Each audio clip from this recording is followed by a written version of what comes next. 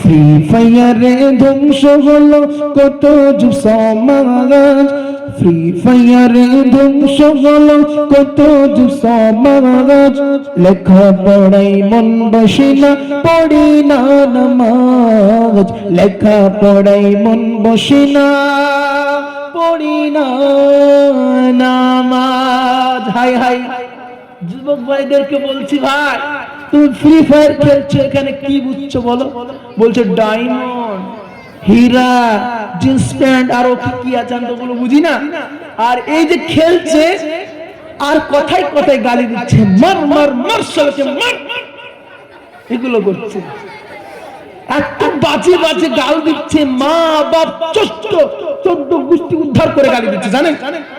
আমার মসজিদের পাশে কিছু কিছু যুবকরা আছে, তারা দলবাজি করে ফ্রি ফায়ার খেলে, নামাজের কোন ধার ধারে না।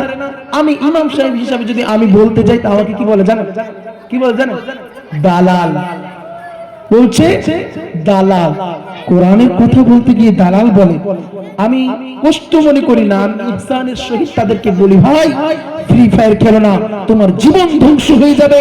তুমি পড়ছো, তোমার মা বাপ কত টাকা পয়সা খরচ করে তোমাকে টিউশন দিচ্ছে, কিন্তু তুমি ভালো করে পড়ো না, শুধু মার মার মার মার, উমুকের বেটা তুমুকের বেটা, এরকম করে জীবন কাটাইছে। ফ্রি ফায়ারে ধ্বংস হলো কত যুব সমাজ, ফ্রি ফায়ারে ধ্বংস হলো কত যুব সমাজ। লেখা পড়াই মন বসে না, পড়ি না নামাজ। লেখা পড়াই মন বসে না, পড়ি না নামাজ। মা বাবা ডাকে গেছে খেতে সোনা, বলে খেলবো এখন তৃতীয় রাউন্ড, আমার খাওয়ার সময় না। মা বলছে, বাপরে বাপ, আমার বেটা খেতে আসো। বলছে খাওয়া দাওয়া বাদ দিয়ে তৃতীয় রাউন্ড চলবে এখন। কত রাউন্ড? কত রাউন্ড চলবে? তৃতীয় রাউন্ড চলবে। তাই বলছে আমার সন্তান ফ্রি ফায়ার নিয়ে ব্যস্ত। হুজুর কিছু তাবিজ কি আছে হুজুর? হুজুরের কাছে তাবিজ চাইতে আসছে। হুজুরের কাছে তাবিজ নেবেন আপনি? আপনি আপনার সন্তানকে যখন ছোট থাকছে তখন কান্না করছে, আপনি কোরআন না দিয়ে, কোরআন মোবাইলে কি কোরআন পাওয়া যায় না? কোরআনের তেলাওয়াত মোবাইলে পাওয়া যায় কিনা বলেন এই যুগে? আপনি সেটা না দিয়ে কি শুরু করছেন? পল্লিগ্রাম টিভি শুরু করছেন, না তো কার্টুন শুরু করছেন। তাহলে আপনার সন্তান কি শিখবে? ফ্রি ফায়ার শিখবে না তো ঘোড়ার ডিম শিখবে? বলেন। আপনি আপনার সন্তানকে ছোট্টবেলা থেকে আপনি মোবাইল অভ্যাস করাচ্ছেন, কার্টুন ধরিয়ে, নচেত আপনি পল্লিগ্রাম টিভি দেখে আপনি আপনার সন্তানকে ধ্বংসের পথে নিয়ে যাচ্ছেন। তাহলে এর দায় কে? আপনি ছোট্টবেলায় তাবিজ দেননি, তাহলে হুজুরের কাছে তাবিজ নিয়ে কোনো লাভ আছে কি বলেন তো বাবা আমার? লাভ আছে? বলেন লাভ আছে? তাই কেউ বলছে মা বাবা কাছে ডাকে খেতে সোনা, বলে খেলবো এখন তৃতীয় রাউন্ড, আমার খাওয়ার সময় না। মা বাবা কাছে ডাকে খেতে সোনা, বলে খেলবো এখন তৃতীয় রাউন্ড, আমার খাওয়ার সময় না। শোনো শোনো যুবক ভাই, শোনো শোনো যুবক ভাই, সঠিক পথে শোনা। এমন খেলা ছেড়ে তুমি তওবা করো না, এমন খেলা ছেড়ে তুমি তওবা করো না। ফ্রি ফায়ারে ধ্বংস হলো কত যুব সমাজ, ফ্রি ফায়ারে ধ্বংস হলো কত যুব সমাজ। লেখা পড়াই মন বসে না, পড়ে না নামাজ। কথা কোন ঠিক কিনা? মাশাআল্লাহ, তোমরা থাকলে আমার ওয়াজ কিন্তু হয়ে যাবে ইনশাআল্লাহ।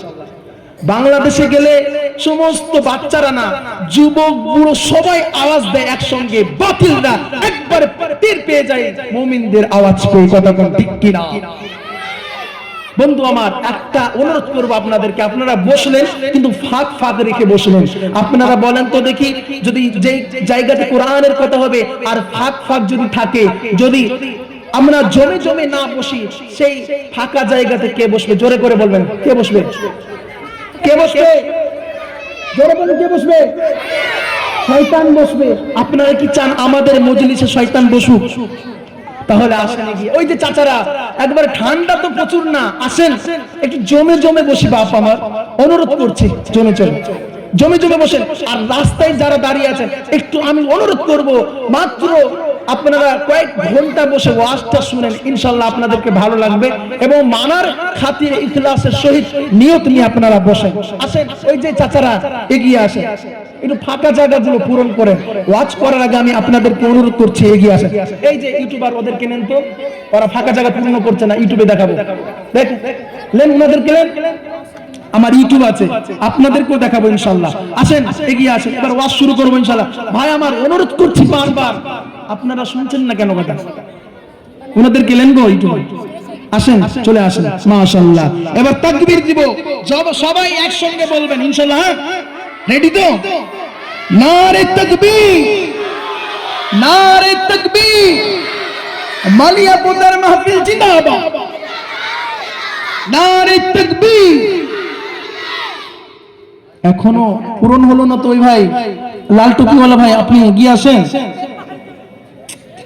এত আপনাদেরকে ওয়াজ দিচ্ছি, ওয়াজ করছি, তবু আপনারা শুনছেন না। এগিয়ে আসেন, শয়তান বসবে ভাই, আমরা শয়তানকে সুযোগ না দিই। এগিয়ে আসেন, শয়তান বসবে ওই দিকে বসবে, অসুবিধা নেই। শয়তানরা ওয়াজ শুনে, আমরা মানুষ আর জিন, শয়তানরা এক বাক্য জিন, তো জিনরাও আমাদের ওয়াজ শুনে। জিনদের স্থান হচ্ছে সর্বশেষে, আমাদের স্থান আগে, আমরা সর্বশ্রেষ্ঠ আল্লাহর সৃষ্টি, আমাদের দাম বেশি। বলেন সুবহানাল্লাহ। সৃষ্টি হলো সর্বসেরা, তার চাইতে মানুষেরা, জোরে বলেন সুবহানাল্লাহ।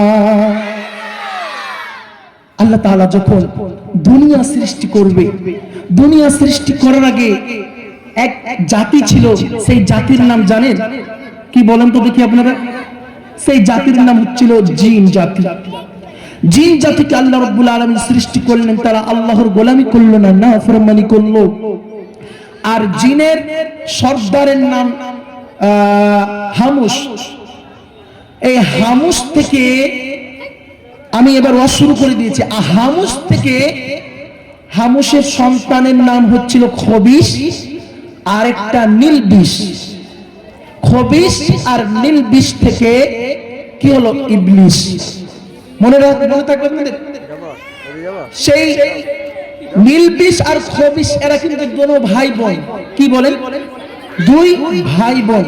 এই দুই ভাই বোন থেকে মানে ভাই বোন বিবাহ করলো, মানে যে আল্লাহর ওই যে ইবলিস, মানে ইবলিসের বাপ, ইবলিসের দাদু হামুস আল্লাহর গোলামি করলো, আল্লাহর কালেমার দাওয়াত দিল তাদের মাঝে। কিন্তু পরবর্তীতে মানে শেষে আল্লাহর নাফরমানি করে ফেললো। তো আল্লাহর নাফরমানি করার পর তার সন্তানের সঙ্গে তার মেয়ের বিবাহ দিল, মানে নীলবিষ আর খবিসের সঙ্গে তার দোনো ভাই বোনের বিবাহ হলো, সেই থেকে সৃষ্টি হলো ইবলিস। যখন তাদের নাফরমানি বেড়ে গেল, আল্লাহ রাব্বুল আলামিন ফেরেশতাদেরকে হুকুম করলেন, এই ফেরেশতা তাদেরকে ধ্বংস করে দাও। আল্লাহ রাব্বুল আলামিন ফেরেশতাদেরকে ডেকে বললেন, ও ফেরেশতারা, তোমরা শোনো, তোমরা ওই জিন জাতিকে শেষ করে দাও, জিন জাতিকে ধ্বংস করে দাও। আল্লাহ রাব্বুল আলামিনের হুকুম মানার জন্য ফেরেশতারা সমস্ত জিন জাতির সন্তানদেরকে ধ্বংস করে দিলেন।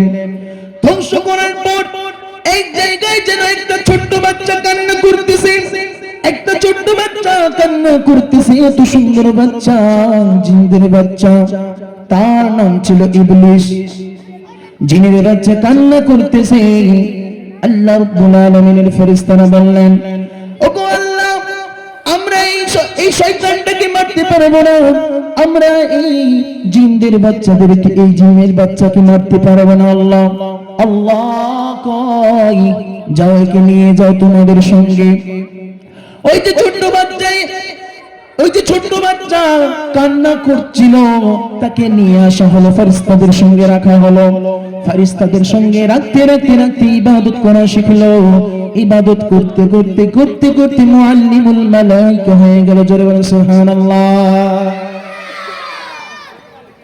আমাদের আমাদের যে ভাইগুলো চাকরি করে, যেই ভাইগুলো পুলিশের চাকরি করে, তারা মানে এক ধাপ করে এগাতে এগাতে তারা কি হয়, আইপিএস হয়, তারপরে আইসি হয়, এরকম করে তো তাদের ধাপ আছে না।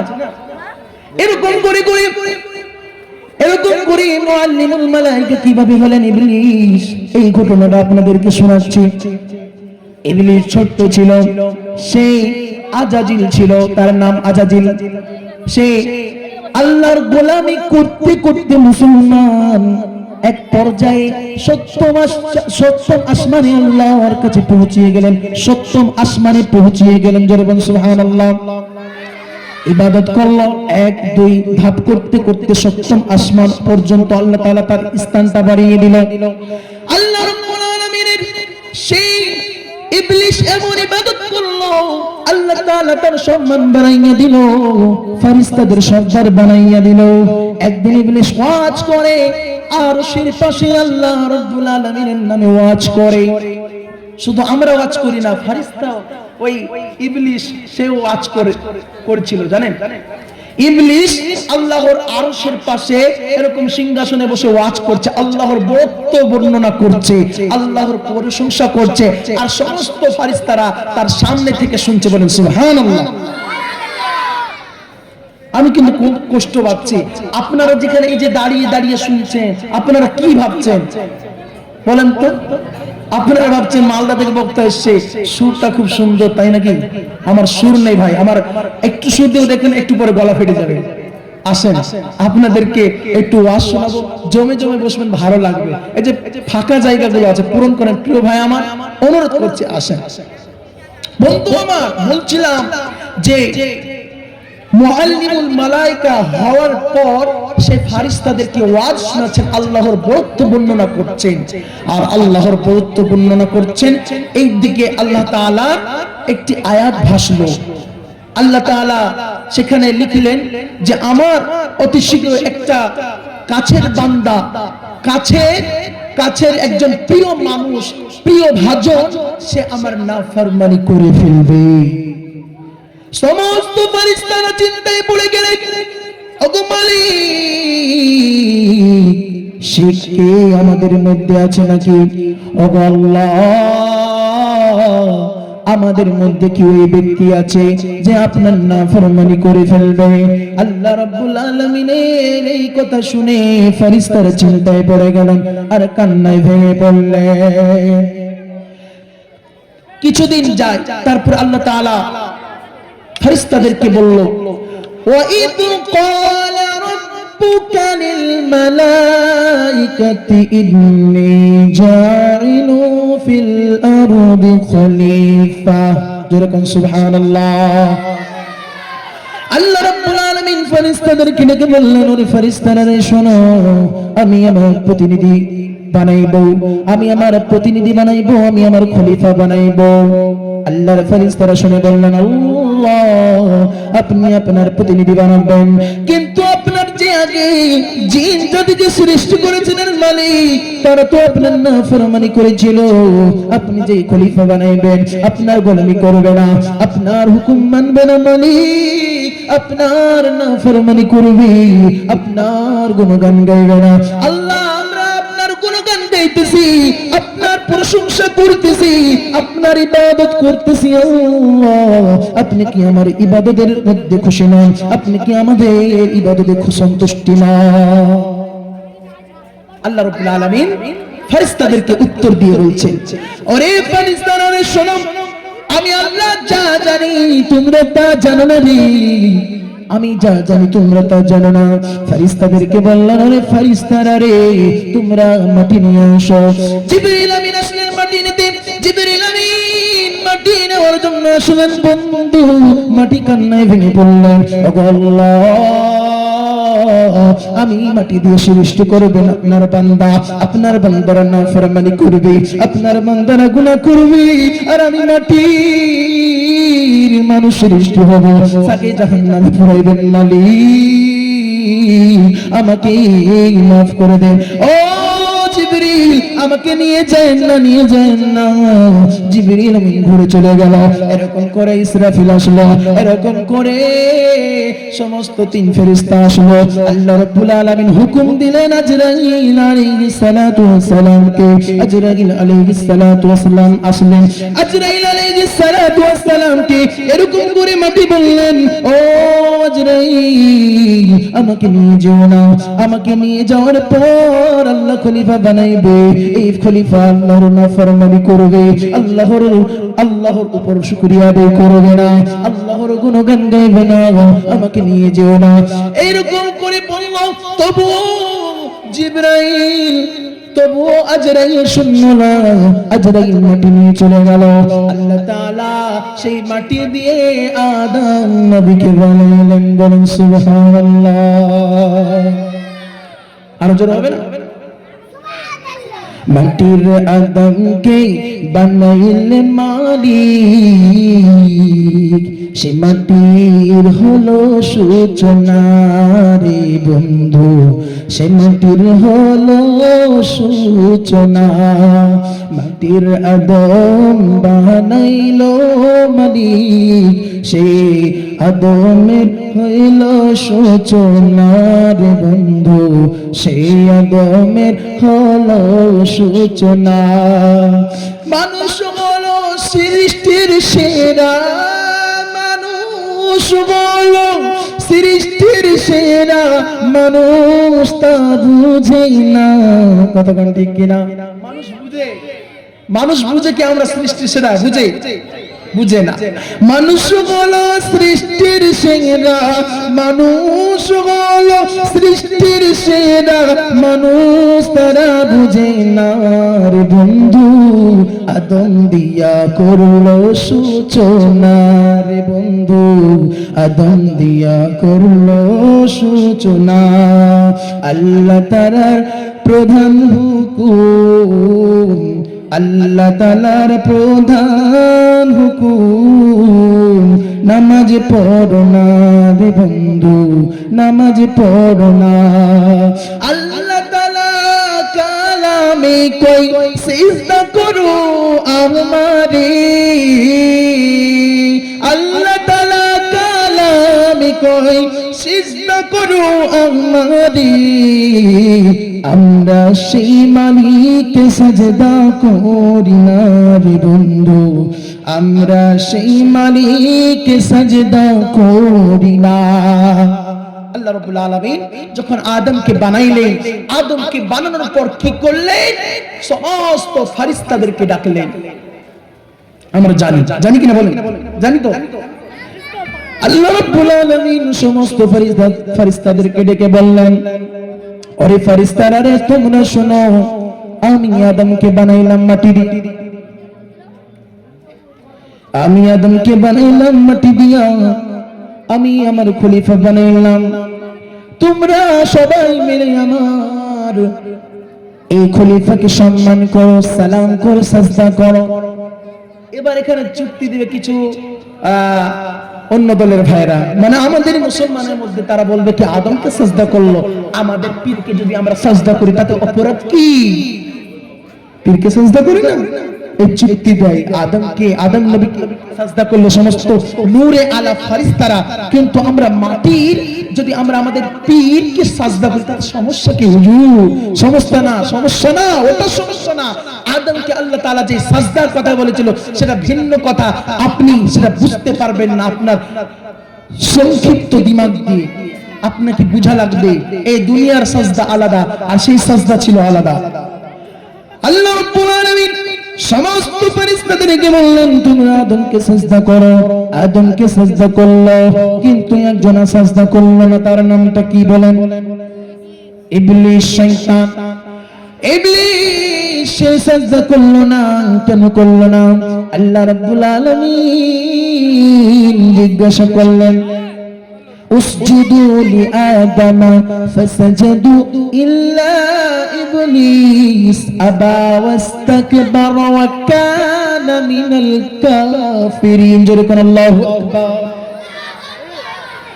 আল্লাহ রাব্বুল আলামিন ওই যে মুআল্লিমুল মালায়েকা ফেরেশতাদের সর্দার আজাজিলকে জিজ্ঞাসা করলেন, ওরে আজাজিল, তুই কেন আমার প্রতিনিধিকে সম্মান করলি না? তুই আমার প্রতিনিধিকে কেন সাজদা করলি না রে? আল্লাহ রাব্বুল আলামিন কে আজাজিল কয়, ওরে মালিক, আপনি আমাকে কি দিয়া বানাইছেন আগে বলেন? আপনি আমাকে কি দিয়া বানাইছেন? এই চুক্তি দেয় আল্লাহ। আল্লাহ আপনি আমাকে মাটি দিয়ে সৃষ্টি করেননি, আপনি আমাকে আগুন দিয়ে সৃষ্টি করেছেন। আগুনের শীষ দিয়ে আপনি আমাকে সৃষ্টি করেছেন। আরে মালিক, আপনি আমাকে আগুন দিয়ে সৃষ্টি করেছেন, এই জন্য আমি মাটির আদমকে সিজদা করতে পারবো না।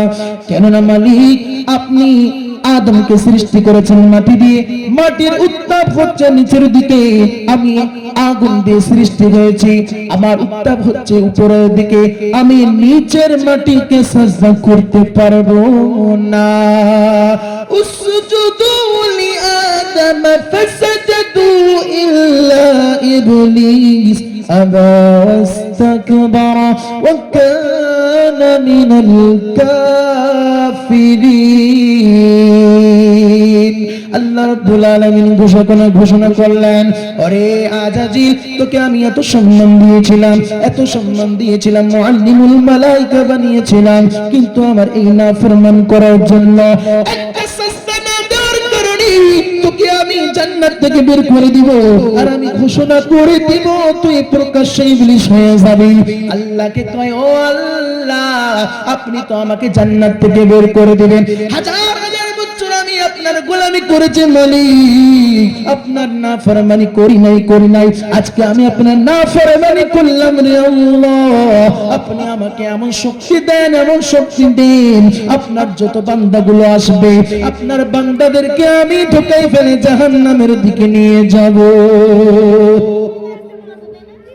তাহলে বলেন, আমাদেরকে ধোঁকায় ফেলে জাহান্নামে নিয়ে যাবে ইবলিস, পেরেছে? বলেন, জোরে বলেন, পেরেছে? আমাদেরকে যদি ধোঁকায় ফেলতো তাহলে আমরা এই মাহফিলে আসতাম? জোরে বলেন, আসতাম? আল্লাহ এবার চ্যালেঞ্জ ছুড়ে দিলেন, হ্যাঁ, তোকে আমি সেই শক্তিটা দিয়ে দিলাম, কিয়ামত অবধি তুই বেঁচে থাকবি, তোকে আমি হায়াত তোর বাড়িয়ে দিলাম, আর তোকে এমন শক্তি দিলাম যে আমার বান্দাদের রগে রগে রক্তর সঙ্গে মিশে তুই আমার বান্দাদেরকে ধোঁকা দিবি, কিন্তু আমার খাঁটি বান্দা যে থাকবে তারা ধোঁকার মধ্যে পড়লেও আমি আল্লাহর কাছে ক্ষমা চাইবেন। বলেন সুবহানাল্লাহ। খাঁটি বান্দাকে, এই জন্য আল্লাহ রাব্বুল আলামিন আয়াতে বললেন, ইয়া আইয়ুহাল্লাযীনা আমানু দুখুলু ফিস-সিলমি কাফা। জোরে বলেন আল্লাহু আকবার। আরো জোরে বলেন আল্লাহু আকবার। আল্লাহু আকবার বলতে অসুবিধা আছে বন্ধু, আমার খুব কষ্ট লাগে, খেলার মাঠে যখন খেলোয়াড় ছক্কা মারে তখন হুল্লে এত জোরে সৃষ্টি বাজে, এত জোরে আওয়াজ করেন, কিন্তু ওয়াজের মাহফিলে কেন আমাদের আওয়াজ হয় না জানেন? শয়তান পিন মারে। কি মারে? পিন মারে। বন্ধু, তোকে ঘুম লাগবে, কোরআনের কথা শুনবেন দেখবেন ঘুম লাগবে। মসজিদে সপ্তাহে একদিন ভাই চাচারা যাবে, আর ইমাম সাহেব বয়ান করবে, আর মুরব্বি এরকম করে ঘুম মারে। কেন? কোরআনের কথা শুনছে, ভালো জায়গাতে আছেন, শয়তান আপনাকে এমন পিন মারলো, আপনি কোরআন ও হাদিসের কথা বুঝতেই পারলেন না। আর আপনি যদি নাচ গানের মাহফিলে যাবেন, আপনাকে দেখেছেন কি কোনোদিন ঘুম লেগেছে? নাচ গান ভাই আপনারা শুনেন না? আপনাদের পড়াশিতে কি নাচ গান হয় না? না সব কি ফারিস্তা? হয় কিনা বলেন, হয় কিনা? সেখানে কি গেলে ঘুম লাগে? সেখানে ঘুম লাগে না, কিন্তু সমস্যা একটা, কোরআনের মাহফিলে বসলে আমাদের ঘুম আর ঘুম লাগে। বন্ধু আমার, কোরআনের কথা বলছি, মনোযোগ দিয়ে শুনতে হবে। তো কি বলছিলাম?